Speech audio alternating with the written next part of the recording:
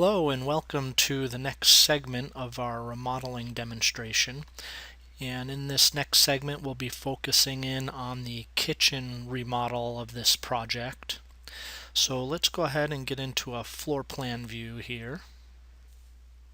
Let's bring up an image of the kitchen we'd like to create. So we're pretty much figuring that we're going to wipe out and demo the entire existing kitchen and start from scratch with a brand new kitchen here in this remodel. We're going to create this kitchen design that you see here, this bank of cabinets along the side, adding in some appliances, upper cabinets, some crown molding, and so forth. So let's go ahead and get into designing our kitchen. I'm going to minimize this image here, and back in our floor plan I'm going to change our layer set over to a different layer set that's going to be for our kitchen and bath. And again, that's going to limit our view into what you might be interested in for doing a kitchen and bath design. And we're going to focus in on this area down here. So I'll move our mouse over a little bit to center that, and we'll create a 3D view here as well. So I'm going to do a perspective floor overview.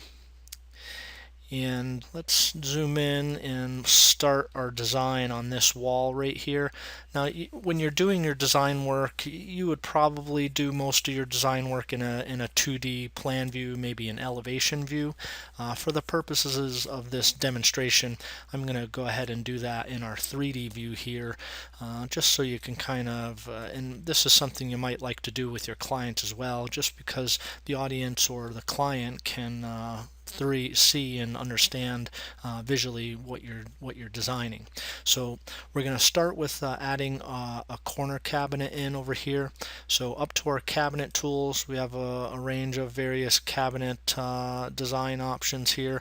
We're going to start with our base cabinet, and we'll go into our drawing area, and you'll notice that I get this default size and shaped cabinet. We can set in advance what our default style is for the cabinet, what it looks like, its color, the type of countertops you think you might use, the door and drawer styles and so forth. And you'll notice that when I get into this corner close enough that it's going to change to a corner cabinet for us. So we'll start by placing that corner and just click our mouse to set that down. Now we can grab our cabinet and move its position much like you can with windows and doors and other objects. We can alter its size and shape using the edit handles here as well. What I'm going to do is double click on this cabinet to open up its specification, and just like our door and window and other dialog boxes, we have some panels over here and that control various aspects of our cabinet. On our general panel there's a broad range of the basic cabinet styles, and bear in mind that we are using our custom smart cabinet tools to create cabinets, and you can really create just about any kind of cabinet you could dream up from a custom cabinet point of view. You can also design out of a cabinet catalog, so we do have manufacturer specific brands that are available in Chief Architect, and you can design out of that as well. So this is the type of cabinet, controlling the size and shape of that cabinet, controlling the type of countertop that's on there, the thickness and overhang, backsplash, toe kick, and there's some options down here that apply to a corner cabinet. I'm going to make this a pie cut, so I'll uncheck diagonal door, and you get a preview here of what the cabinet, how that changes. I'll just turn that on and off so you can see how that changes. We'll add a Lazy Susan into that cabinet as well, and we'll go through some of these other panels as we go through our design here, so I'm not going to go through all of them just yet. So I'm going to accept what we've changed about this cabinet and click OK. And we'll see that updated in our plan here. And then I'm going to start to continue to add in our base cabinets along here. So back up to our base cabinet tool, I'll just drop in another cabinet, and this one I'll click on and change it over. And you'll notice that we we snap in 3-inch increments. So as I'm moving that, it'll snap in industry standard, for non-custom type cabinets. And if you want to do a special size, then of course you can double click on that cabinet and put in any width that you want, or height all the way down to 128th of an inch. This particular cabinet we're going to make for some baking pans. So we're going to click on this front area and alter this cabinet. So instead of this being a drawer, I'd like to delete that item, and that will automatically stretch that door up to the top, and that'll be a nice baking pan storage. And we'll click OK on that. And I'm going to drop in another cabinet here, and I'm going to stretch this out to 30 inches, and you'll notice that I get a dimension marker right up here, and that tells me that I stretch it out to 30 inches. Now I'm just putting this cabinet in here temporarily as a space holder, because I know I'd like to have a 30-inch space there for my range. I'll go ahead and click another cabinet down here. This one I'll pull out to, say, 30 inches. And why don't we change the front of that as well?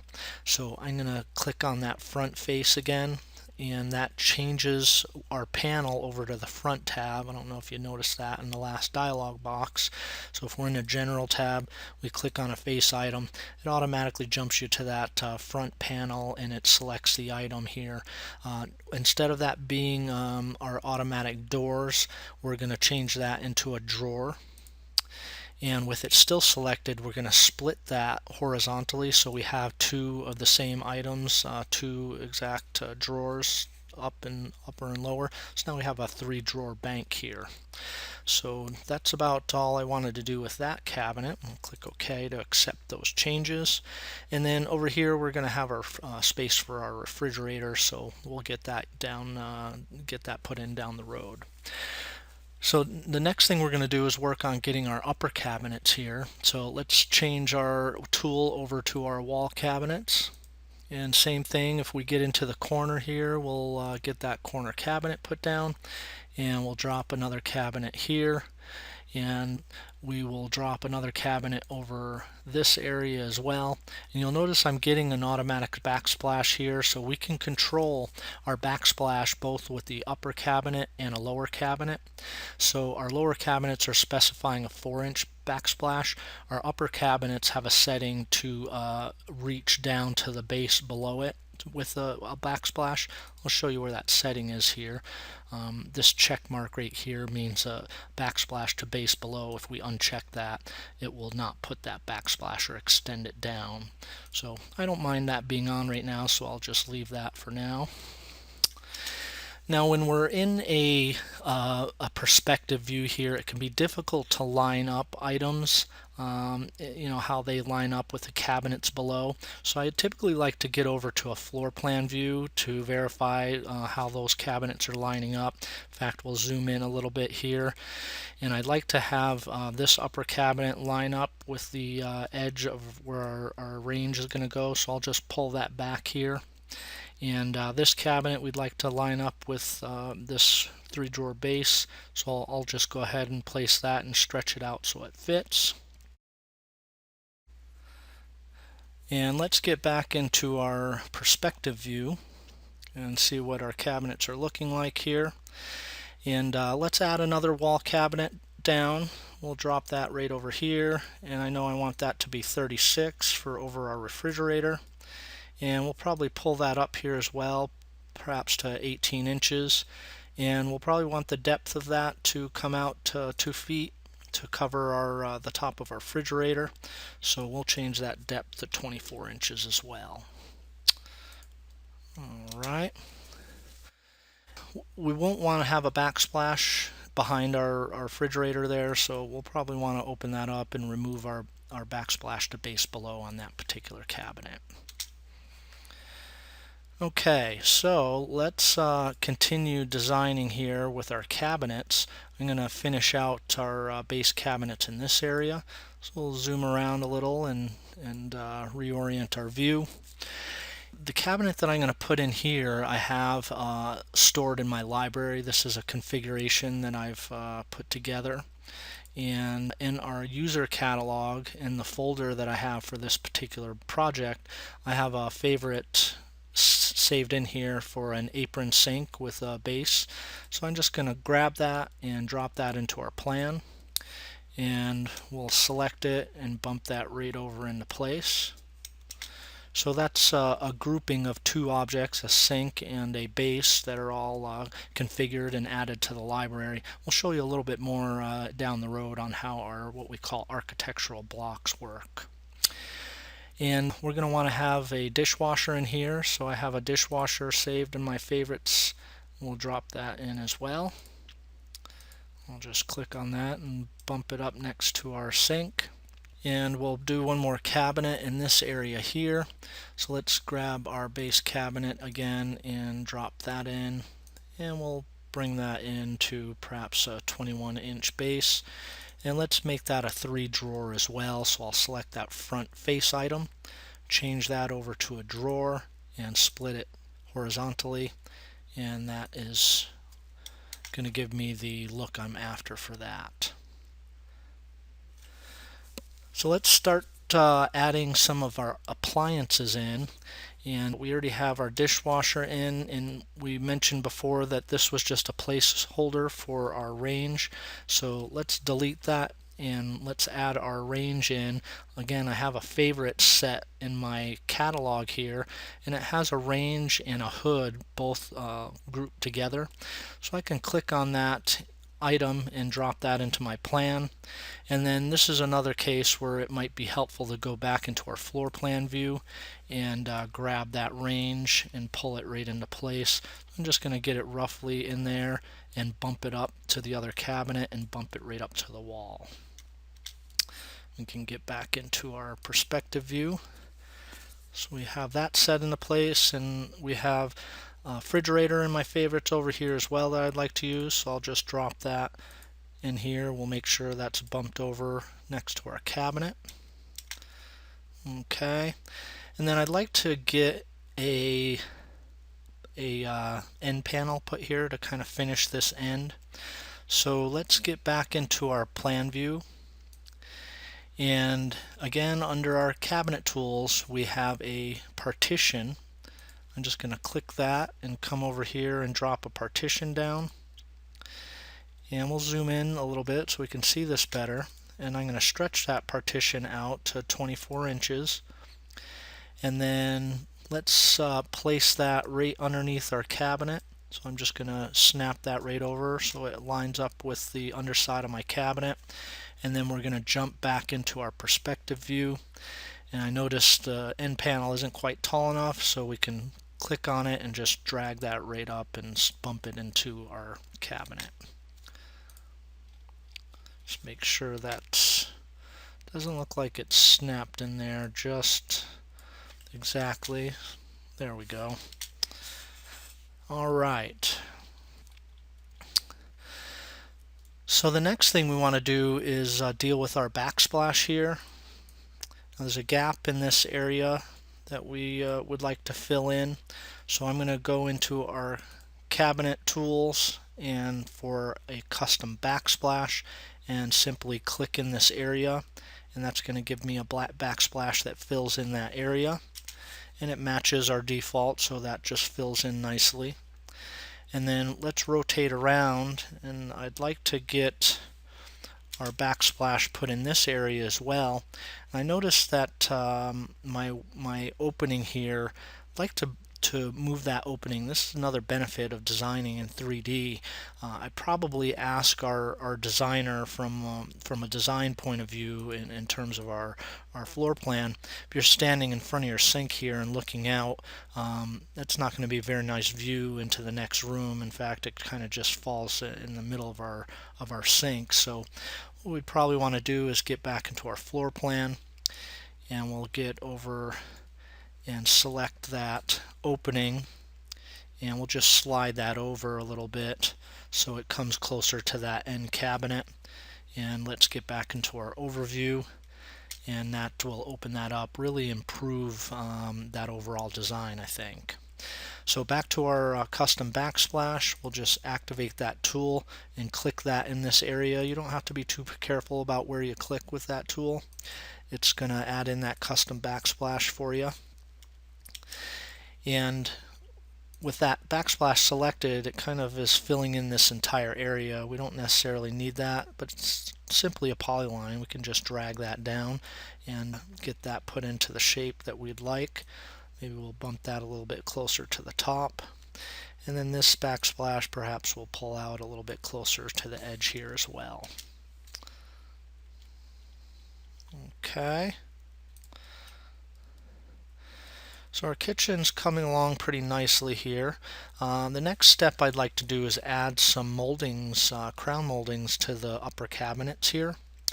And what we'll do is get into our plan view, and we're going to use that trick that we've used earlier in the demonstration for group selecting. If we want to group select just our upper cabinets here, I can go and select my upper cabinet or wall cabinet tool, hold the shift key down, and just do a marquee around the area, and it will just select our upper cabinets. Then we can go open those, and then we'll go into our moldings panel, and in there we'll add a new molding. Chief Architect has a catalog of various moldings to choose from that are generic. You can also choose from manufacturer specific moldings as well. So we'll just pull out a pretty simple molding here, select that, and let's square that molding up here. Maybe we'll make it 3/4 by 3/4, or 3 3/4 by 3 3/4. And you'll notice here we get a preview of what the position and what the molding looks like. And right now the molding is lining the top of the molding with the top of the cabinet. We'd actually like that molding to sit on top of our cabinet. So we can copy the height of our molding profile there, and I'm going to hit Control C for copy, and then I'm going to put an offset here and put a negative sign in, and Control V to copy that value in. I could have just typed that in as well, and if we put in a negative 3/4, it's going to make that molding sit right on top of our cabinet there. So that's what I was after in terms of its position, and I can click OK. And now if we jump back into our perspective overview, you'll notice that our moldings are added on there. And sometimes you might change your view over. If we change that over to perhaps a technical illustration, maybe that gets the design over a little bit better in terms of the molding profile versus the render view. All right. So let's change that back into a render view. And the next thing we're going to work on is adding an island in here, and that won't take too long at all. In fact, I have an island grouped in our library here. So this is playing into the architectural block that I mentioned before. There's a great efficiency tool where if you've done some work on something like an island here and you want to store that, not have to recreate it in the future, you can group it together and add it to the library, and then once it's in the library you can select it. So I'll just drop that down into the room, and once it's been added, this is treated as a block in the program. So if we go back into our plan view, I'll illustrate what I mean by that. So as this is with a block, when I select it and move it, it moves as a unit. All these cabinets, electrical fixtures, the chairs, all are grouped together. And in fact, I can click on this and dimension using the dimension tools. So perhaps I'd like to have that 36 off of that refrigerator there. And then perhaps we'll have it at 40 inches to give us plenty of room for our dishwasher there. And once it's in place, if we want to make some edits to this, we can select on this and explode that island or explode the architectural block. And now when I select on individual objects here, we can edit and select individual objects. And then if we've made some changes to the island and we'd like to save that back to the library again, we just do a group select by a marquee around the entire thing and block that together, and then click the Add to Library, and it will add that right into your catalog. Very handy time saving feature there. All right. So the final design attribute I'd like to add to my kitchen is to put a custom countertop right on top of this half wall here. And what we'll do is let's get back into our floor plan view, and we'll adjust our view over here. So under our design tools here, we have a custom countertop option, and I'm just going to grab this countertop and draw that right over this space. So let's go ahead and dimension this, and I'm going to click on that, and let's dimension that thickness to say 8 inches. And its position on there is looking pretty good. If we wanted to, we can select that and center it. So let's take a look at where we are in our perspective view, and we'll notice that our countertop has added in right along the same height as our cabinet countertops. So we'll want to adjust the height of that up, so we'll just grab that and pull that right up a little bit. And we'll also want to adjust the length of that a little bit, so we can do that in our plan view. And we'll select that and pull that right over, and that should be about where the countertop goes on that side. And that's looking pretty good. Alright, so I think we have our island fully designed here, and just to touch on our electrical tools, I'm going to jump over into our plan view, and we have some electrical in our island here. What we'll do is explode the island so we have access to these individual electrical fixtures. Let's put those on a light switch, and we'll probably want to have those on a three-way perhaps. So in our electrical tools, we can add a switch. We'll just drop a switch down here, and maybe a switch on this side as well. And then we have a connect electrical tool for connecting those electrical items. So we'll just come over to this. We can display that layer. Come over here, and over here. Just make sure that I connected that. There we go. So that's how we put together our electrical plan. These electrical lines we can grab and edit and change the look and the arc and so forth. You'll notice when we put that on a three-way, connected the electrical on two sides, the program automatically recognizes the three-way switch there, and it will input that into your material list. So this is how we go about adding or creating an electrical plan. Under electrical tools, there's also the ability to add outlets, 120, 110, 220, adding lights, switches. There's an auto outlet as well, so if we click inside of a room, it'll space outlets in there. So very quickly it will do that per code, and of course you can adjust individual light switch or outlets, add or remove them, and adjust them as it's appropriate. Okay, so that wraps up our kitchen design here for our remodeling project, and I want to thank you for watching our video here and invite you to join us for the next segment on deck and patio design. That will be next in this video series, and following that will be the creating of construction drawings in Chief Architect, how we put together those documents for getting a permit with your local building department. So thanks again for watching, and have a great day.